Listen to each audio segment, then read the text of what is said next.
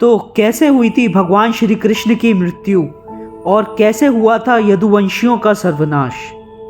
ये जानने के लिए आज की कथा सुनना ज़रूरी है। महर्षि वेद व्यास ने महाभारत की कहानी को 18 खंडों में संकलित किया था।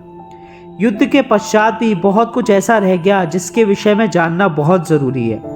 18 दिन चले महाभारत के युद्ध में रक्तपात के सिवाय कुछ हासिल नहीं हुआ। इस युद्ध में कौरवों के समस्त कुल का नाश हुआ, साथ ही पांचों पांडवों को छोड़ के पांडव कुल के अधिकांश लोग मारे गए। लेकिन इस युद्ध के कारण युद्ध के पश्चात एक और वंश का खात्मा हो गया और वो था श्री कृष्ण जी का यदुवंश। महाभारत कौरवों और पांडवों के बीच हुए युद्ध का वो रूप था जिसने कुरुक्षेत्र की मिट्टी को लाल कर दिया। कहा जाता है इस भयंकर युद्ध में इतने लोगों ने अपनी जान गंवाई कि आज भी लहू से कुरुक्षेत्र की मिट्टी लाल है। महर्षि वेद व्यास की महाभारत में भगवान श्री कृष्ण की मृत्यु और द्वारका के नदी में समा जाने की घटना अत्यंत महत्वपूर्ण है। मौसल पर्व 18 पर्वों में से एक है जो 8 अध्यायों का संकलन है। इस पर्व में भगवान कृष्ण के मानव रूप को छोड़ना और उनकी मृत्यु के पश्चात उनकी नगरी द्वारका के साथ घटी घटना का वर्णन है। आइए जानते हैं क्या छिपा है मौसल पर्व की कहानी के भीतर। जानेंगे कैसे हुई थी भगवान श्री कृष्ण की मृत्यु, व कैसे हुआ था यदुवंशियों का सर्वनाश। ये घटना कुरुक्षेत्र के युद्ध के 35 साल बाद की है। कृष्ण की नगरी द्वारका बहुत शांत और खुशहाल थी, जहाँ युवाओं के भीतर चंचलता बड़ी सामान्य थी और वे सभी भोग विलास में लिप्त रहते थे। एक बार कृष्ण के पुत्र साम को एक शरारत सूझी। स्त्री का वेश रखकर वह अपने दोस्तों के साथ ऋषि विश्वामित्र, दुर्वासा, वशिष्ठ और नारद से मिलने गया। वे सभी भगवान श्री कृष्ण के साथ एक औपचारिक बैठक में शामिल होने के लिए द्वारका आए थे। स्त्री के वेश में साम ने ऋषियों से कहा कि वो गर्भवती है। वह उसे ये बताएं कि गर्भ में बच्चे का लिंग क्या है। उनमें से एक ऋषि ने इस खेल को समझ लिया और क्रोधित होकर साम को श्राप दिया कि वो लोहे के तीर को जन्म देगा, जिससे उसके कुल और साम्राज्य का विनाश होगा। साम ने सारी घटना महाराज उग्रसेन को बताई, जो कंस के पिता थे। वह श्री कृष्ण के नाना के भाई थे।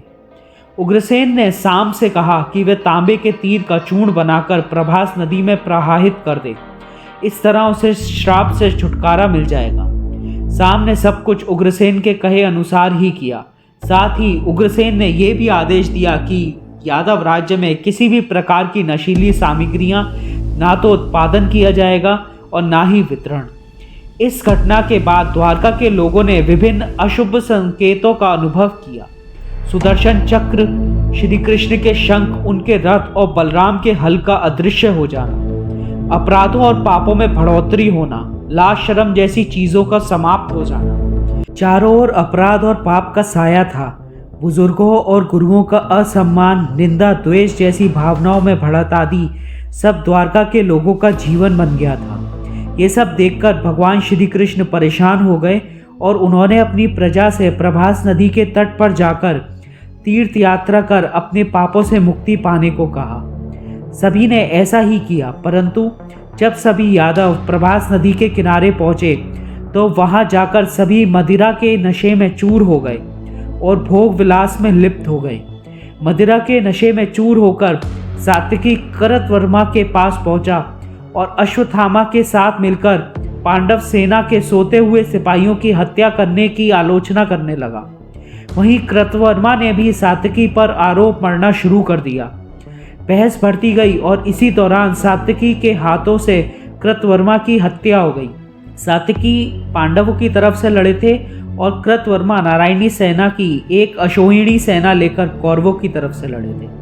कृतवर्मा की हत्या के अपराध में अन्य यादवों ने मिलकर सात्विकी को मौत के घाट उतार दिया। जब कृष्ण को इस बात का पता चला तो वे वहां प्रकट हुए और एरिका घास को हाथ में उठा लिया। ये घास एक क्षण में परिवर्तित हो गई, जिससे श्री कृष्ण ने दोषियों को सजा दी। मदिरा के नशे में चूर सभी ने घास को अपने हाथ में उठा लिया और सभी के हाथ में मौजूद वो घास लोहे की छड़ बन गई, जिससे सभी लोग आपस में भिड़ गए और एक दूसरे को मारने लगे। यदुवंशियों का ऐसा नाश देखकर कृष्ण के बड़े भाई बलराम को बहुत दुख पहुंचा और वे समुद्र तट पर बैठ गए और परमात्मा में लीन हो गए। इस प्रकार शेषनाग के अवतार बलराम जी ने देह त्यागा और स्वधाम लौट गए। लोहे की छड़ का चूर्ण एक मछली ने निगल लिया और वह उसके पेट में जाकर एक धातु का टुकड़ा बन गया। जरा नाम का जो शिकारी था उसने उस मछली को पकड़ा और उसके शरीर से निकलते हुए धातु के टुकड़े को नुकील कर तीर का आकार बना दिया। कृष्ण वन में बैठे हुए लीन थे। जरा को लगा कि वहाँ कोई हिरण है और उसने श्री कृष्ण पर तीर चला दिया, जो श्री कृष्ण के पैर के अंगूठे में जा लगा और वहाँ श्री कृष्ण जी की मृत्यु हो गई। कुछ समय बाद अर्जुन मदद लेकर द्वारका पहुंचा और कृष्ण की मृत्यु की खबर पाकर अत्यंत दुखी हो गया। कृष्ण के जाने के बाद द्वारका में उनकी 16,000 रानियां, कुछ महिलाएं, वृद्ध और बालक की शेष रह गए। वे सभी इंद्रप्रस्थ के लिए रवाना होने लगे। इसके बाद उस क्षेत्र में सभी देवी देवता और स्वर्ग की अप्सराएं, यक्ष, किन्नर, गंधर्व आए और उन्होंने श्री कृष्ण की आराधना की। आराधना के बाद श्री कृष्ण ने अपने नेत्र बंद कर लिए और वे सशरीर ही अपने धाम को लौट गए। इस घटना का मूल कारण था महाभारत युद्ध की समाप्ति के बाद जब युधिष्ठिर का राज तिलक हो रहा था, तब कौरवों की माता गांधारी ने महाभारत युद्ध के लिए श्री कृष्ण को दोषी ठहराते हुए श्राप दिया कि जिस प्रकार कौरवों के वंश का नाश हुआ है, ठीक उसी प्रकार यदुवंशियों का भी नाश होगा। तो ऐसे हुई थी श्री कृष्ण जी की मृत्यु और यदुवंशियों का सर्वनाश। अगर आप ऐसी ही कथाएं जानना चाहते हैं तो सब्सक्राइब करिए हमारे चैनल डिवाइन पावर को। बोलिए जय श्री कृष्ण।